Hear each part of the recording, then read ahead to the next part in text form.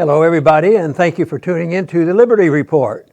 With me today is Chris Rosini as co-host. Chris, welcome to the program. Good morning. Great to be with you, Dr. Paul. Good. We're going to talk about the budget, and because we have conservatives in charge now in the White House and in the Senate, so I'm sure we're getting much closer to a reasonable budget. So I guess I'd start off by saying the good news is that the budget that just came out, the end stage, the plan for that is to give us a balanced budget. That's good. Even the Democrats are complaining that there's too much spending, especially when they're not in power. But the whole problem is the good news of a balanced budget is moderated by the fact that that's in 2034, 15 years from now. I've heard it before that it would be in 3 or 4 years out. But boy, they are so bold that Trump said, well, in 15 years, we're going to have a balanced budget. And the whole thing is, I've listened to this for so many years, and they talk about it, but the truth is they don't really know. They can guess, and everything is a political stunt. What are we going to do if we have to look strong in the military? We put more money in militarization. Or if you want to be appealing to the welfare state, then you put money in there. But I don't think they ever know exactly what the revenues are. Right now, it's astounding. The first month in this fiscal year, the deficit is $100 billion. And of course, that'll take it well over another $1 trillion this year. So the momentum is pretty strong, and the intent is sort of wobbly about a balanced budget, in 2034. But it's a serious problem, but nobody knows about it. Nobody really cares about it because sometimes, an addiction doesn't turn up soon enough until you really have a crisis. And I think we're addicted to a process of spending money, running up debt, printing money, satisfy everybody, and the conditions have been such that we've been able to get away with it. But somebody said, there's a limit to this. Eventually it will end, and I'll stick to that assumption.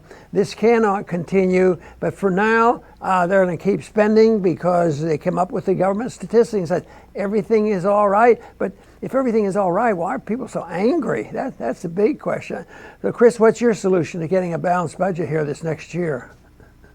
Oh, geez, nobody wants to hear our solution, Dr. Paul. But I remember very clearly before Trump was elected, this is it. He's a businessman. He knows how to balance a checkbook. He knows costs. That's all gone. Trump is proposing the biggest spending budget in U.S. history, $4.75 trillion, and they're planning on spending even way more than that. And let's be honest, Hillary Clinton could have done the same thing. And if she would have done the same thing, people on the right would be screaming at the top of their lungs that she's a big government socialist bankrupting this country. But now that Trump is doing the same exact thing, he's not called a big government socialist. So it's the same with the two parties. They have it down to a science. They grow their warfare state. And the only difference is the rhetoric they use to get elected. And that's it.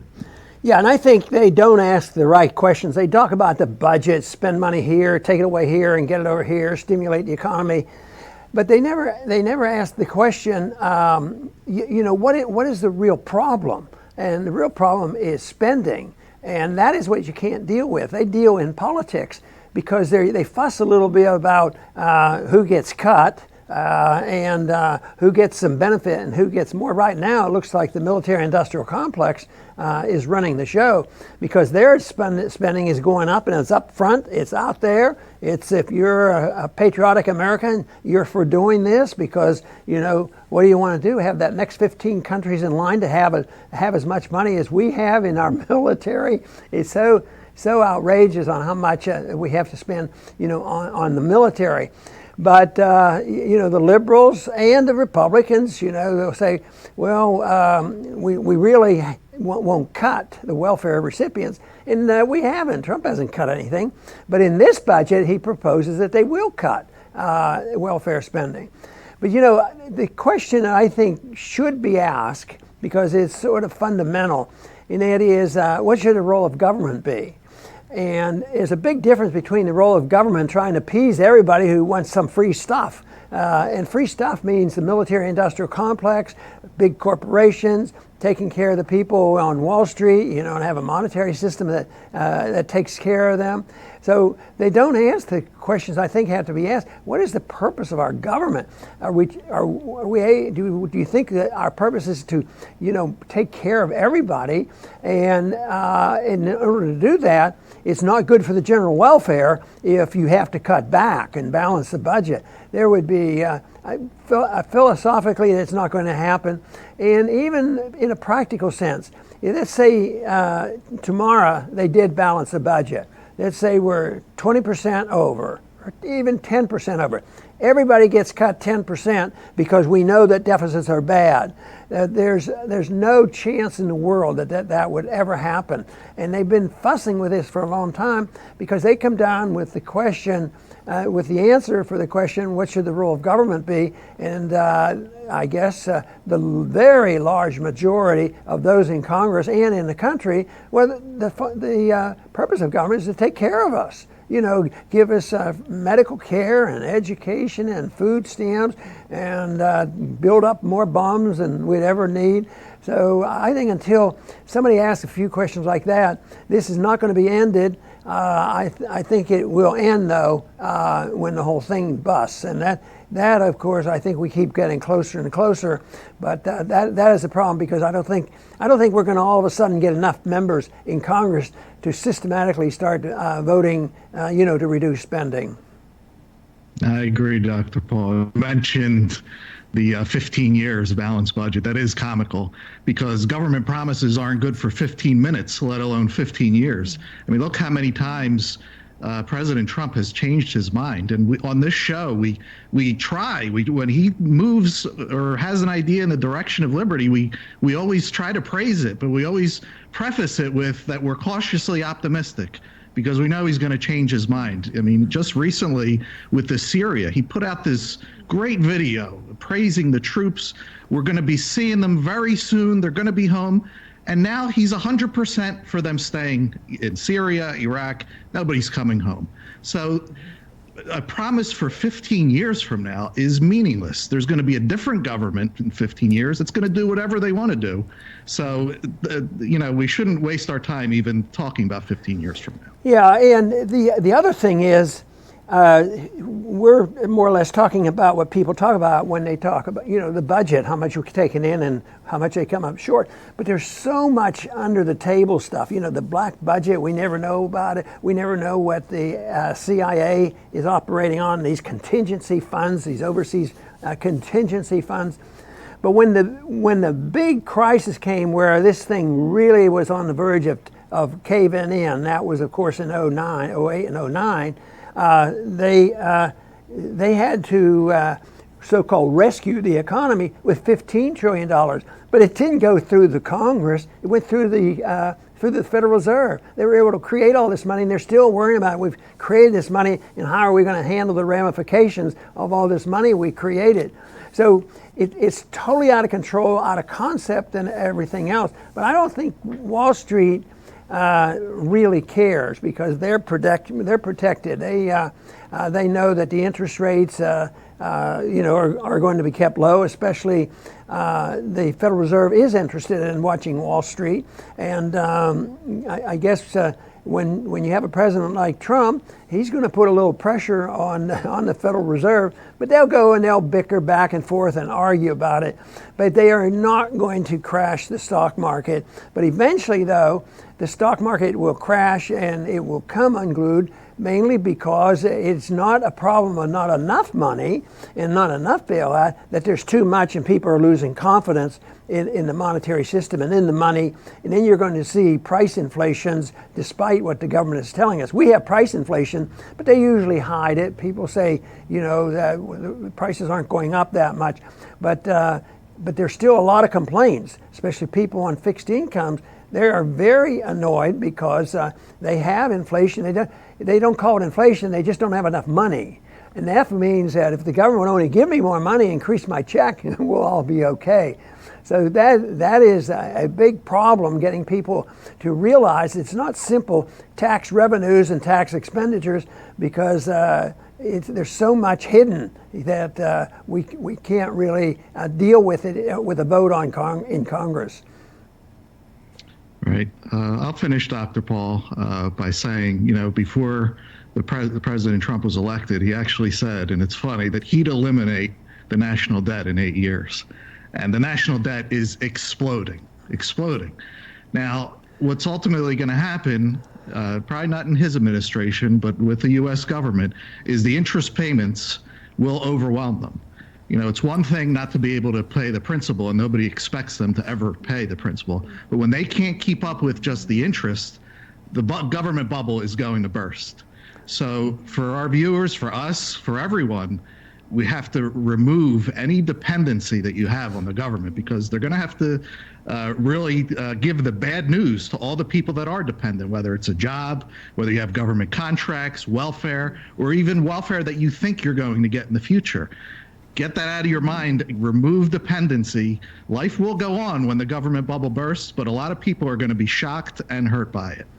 There was one lump sum that contributed tremendously to this problem, and that is the $6 trillion spent in the Middle East, the wars that have gone on since 2001. Now, Trump's partially responsible for that, because he's still over there and doing things and arguing about when he's going to change and leave. But $6 trillion, that's a lot. As far as I'm concerned, that's down the drain. It has nothing to do with our national security, and then it's a distraction. So people argue about this, and what are we going to do? What is the problem? Well, there's some still in Washington. Well, it's the taxes are too low. We have to raise the taxes. There's a lot of wealthy people out there, and we even know now there's some wealthy people that know exactly that they've been privileged in a system that it protects them through the Federal Reserve, and they're saying, "Oh yeah, we make too much money. You should tax us more." But basically, no, the liberals say raise taxes, and then we won't have to cut any spending. But there's also, they say, well, will we ever cut the military? No, we're not going to cut the military. But Trump says we'll cut social spending. That is not going to happen. As a matter of fact, just about the time they think that we're starting to move in the other direction, we're going to have a recession. And the revenues are going to go down and the expenditures are going to go up. It's all on autopilot. And so the food stamp programs, they won't go away, and they'll keep going up. And right now they've had some benefits because the employment rate has gone up, but it didn't slow the deficit down. But I believe that when the next recession comes, you're going to see not $1 trillion a year deficit, you're going to see $2 trillion. Then then we'll be reaching that point where nobody will want to buy our debt, in spite of the fact that we're still strong compared to the rest in comparison.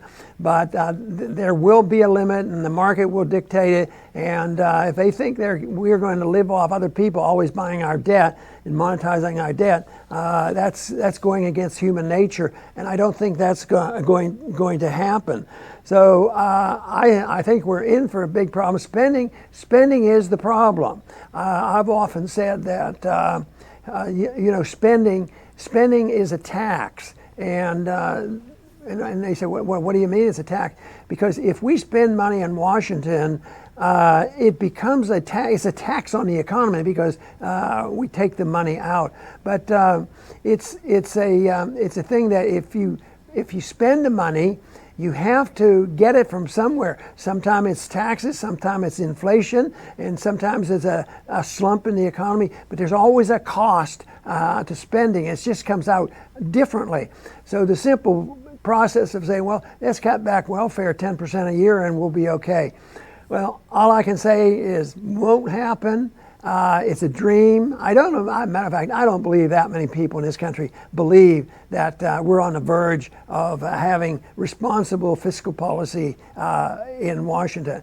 And you have to go along with that monetary policy. Since what the Fed does is a tax too. They print the money to take care of deficits and they buy up the debt. So that is a tax too. And that's that is something that people would not tolerate because, oh, the interest rates are going to go up. So it is a mess. They're going to limp along like this, but eventually the marketplace will dictate, and there will be a change. The market generally always wants to deflate the economy, but governments and a special interest always want to inflate and try to maintain it. If the stock market goes down, we have to do more, print more money, and prop things up, and get involved in the plunge protection team. We got to keep it up. So they will continue to do that, but it's a situation now where it's just almost ridiculous. I think they should be embarrassed to come up and say, aha, we have our budget this year, 4.75 trillion, moved up a little bit, but no big deal. But we have a plan here. We're going to balance the budget in 2034. So it just amazes me that they do that with a straight face. But in the end, economic laws rule, and they will rule, and we will have to face it up, and we will have to pay for it. The big problem, though, is the people who really pay are usually not the ones who have been benefiting quite as much. It's the people who have benefited by these big handouts, whether they're in the military-industrial complex or some other thing. But the average person in the middle class will pay for this. So it's a thing that won't go away, and you probably won't hear a whole lot more about the deficit. This year we start off with $1 trillion in 1 month, and who knows what it's going to be like. But there won't, even since this was announced a week ago, there hasn't been that much talk about it. People aren't saying, hey, this is bad, what are we going to do? You just don't hear that discussion. So I think that we need to keep an eye on it because it represents an illusion about government. That you can have as much government you want, you can spend as much as you want, and you can just pay for it. A little bit of taxation here, but the rest you can just monetize. Print it up and run up these huge deficits and have the Federal Reserve there just print the money. Well, that'll come to an end, and then we will have to revise it. Then we may want to change the role for government. The role for government should be protecting of liberty, not to take care of everybody from cradle to grave and take care of the military-industrial complex. No, that is not the role of government. The role of government, if you follow the Constitution, is to protect our liberty. Then, if we had that as for the role of government, our budget would be balanced at a much lower level. I want to thank everybody for tuning in today to the Liberty Report. Please come back soon.